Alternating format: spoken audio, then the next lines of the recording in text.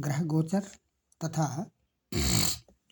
ग्रहों के नक्षत्र के आधार पर और तारामिलान के आधार पर दिनांक 17 दिसंबर 2023 का मुहूर्त जैसा कि 14 दिसंबर 1991 रात्रि 3 बजे के आधार पर ये D1 चार्ट है और ये वर्तमान ग्रह गोचर है।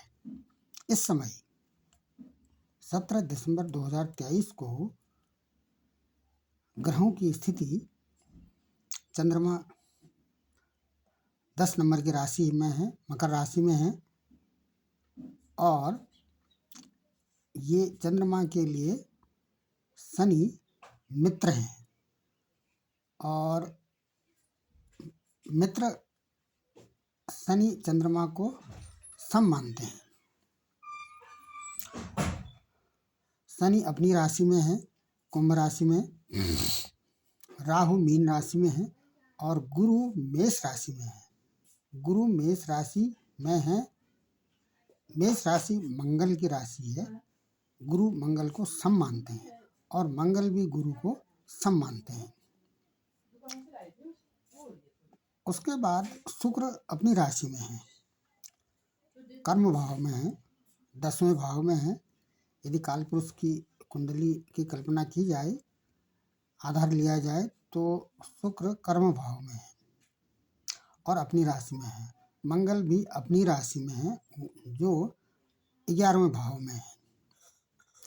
काल पुरुष की कुंडली में ये 11वां भाव है, आय का भाव है।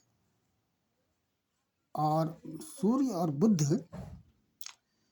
पूर्ण रूप से अस्त तो नहीं है, ये 38 कला आगे बढ़ चुके हैं।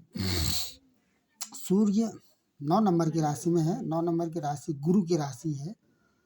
सूर्य गुरु को सम मानते हैं और गुरु भी सूर्य को सम मानते हैं, न्यूट्रल। और बुध गुरु को शत्रु मानते हैं और गुरु भी बुध को शत्रु मानते हैं। इस स्थिति ग्रह गोचर के आधार पर यदि इनकी डिग्री देखी जाए तो सूर्य मूल नक्षत्र में है। सूर्य मूल नक्षत्र में है, चंद्रमा धनिष्ठा में है, मंगल ज्येष्ठा में, बुध मूल में, गुरु अश्विनी में और शुक्र विशाखा नक्षत्र में है, शनि शतभिषा में, राहु रेवती में और केतु चित्रा में है। लग्न श्रावण नक्षत्र में है। अभी ग्रहों के आगे नक्षत्र इसलिए लिखे गए हैं कि कोई भी ग्रह सूर्य के नक्षत्र में नहीं है। दूसरा, यदि हम तारा मिलान को आधार लें तो जन्म, संपद, विपद, सेम, प्रत्यरि, साधक, बध, मित्र और अधिमित्र ये ताराओं के प्रकार हैं। चंद्रमा और केतु जन्म तारा में है, क्योंकि जन्म के समय पर चंद्रमा जिस नक्षत्र में होता है वही उसका जन्म तारा कहलाता है। तो चंद्रमा धनिष्ठा नक्षत्र में है, तो चंद्रमा और केतु जन्म तारा में है। इनके स्वामी मंगल हैं। अब ग्रह गोचर में मंगल की क्या स्थिति है? मंगल आय भाव में है, मंगल 11वें भाव में। प्रारब्ध के अनुसार कर्म करना पड़ेगा। शनि संपत्ति में है। संपत्ति का मतलब होता है धन, यश और सफलता की प्राप्ति के लिए शनि की स्थिति इस संपत्ति तारा में है जो शुभ तारा है। शुक्र विपत्त तारा में है, रोग, शोक, चिंता और भय दिलाएंगे। और सूर्य तथा मंगल भी प्रत्यरि में है जो विघ्न, बाधा और बैर विरोध कराएंगे। साधक में सूर्य हैं, बुध हैं और ये गुरु हैं। ये तीनों जिस नक्षत्र में हैं उसके स्वामी केतु हैं। मान सम्मान दिलाएंगे, सफलता दिलाएंगे और श्रेष्ठता दिलाएंगे। सबसे महत्वपूर्ण है लग्न। लग्न यहाँ पर श्रावण नक्षत्र में है जो चंद्रमा का नक्षत्र है। इसके स्वामी चंद्रमा है। ये यश दिलाएगा, सुख दिलाएगा और ये कीर्ति दिलाएगा।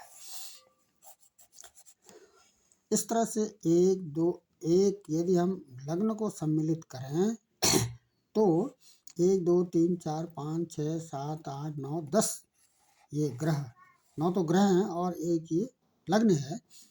इनमें से शुभ तारा में 1 2 3 और 4 5 6 तथा 7 तो शुभ तारा में है और 3 अशुभ तारा में है। यानी 40% तारा शुभ है, 40% तारा की स्थिति, तारा मिलान की स्थिति शुभ है। सबसे महत्वपूर्ण बात यह है कि बुध अस्त की स्थिति से 38 कला आगे बढ़ चुके हैं। पुनः ग्रह गोचर का आंशिक विश्लेषण किया जाए तो चंद्रमा अपनी राशि को देख रहे हैं। 4 नंबर की राशि चंद्रमा की है, कर्क राशि है। चंद्रमा अपनी राशि को देख रहे हैं। राहु और केतु की भी एक दूसरे में दृष्टि है। और एक महत्वपूर्ण बात यह है, कर्म भाव को, ये कर्म है और ये सुख है। सुख के लिए कर्म चाहिए और कर्म करने से सुख की प्राप्ति होगी। इस स्थिति को विशेष फोकस किया जाना है। कर्म करने से सुख की प्राप्ति होगी और सुख की प्राप्ति कर्म से होगी। तो ये दोनों शुभ ग्रह हैं। सुख और कर्म भाव में शुभ ग्रह बैठे हुए हैं और इन दोनों की एक दूसरे से स्पष्ट सातवीं दृष्टि है। और शुक्र अपनी राशि में, स्वराशि में। जब कोई ग्रह अपनी राशि में स्थित होता है तो वह उसका जो फल होता है वो शुभ फल होता है। मंगल भी अपनी स्वराशि में है और शनि भी अपनी स्वराशि में है। क्योंकि यहाँ पर विभिन्न भावों का विश्लेषण तो नहीं करना है, लेकिन ग्रह गोचर को यदि हम मुहूर्त में सम्मिलित कर रहे हैं तो ग्रह गोचर की स्थिति के आधार पर यहाँ पर चंद्रमा सबसे अधिक डिग्री के साथ आत्मकारक है। चंद्रमा सबसे अधिक डिग्री के आधार पर आत्मकारक है और यहीं पर ये गोचर भी चंद्रमा का ही है। चंद्रमा लग्न में है। चंद्रमा लग्न में है।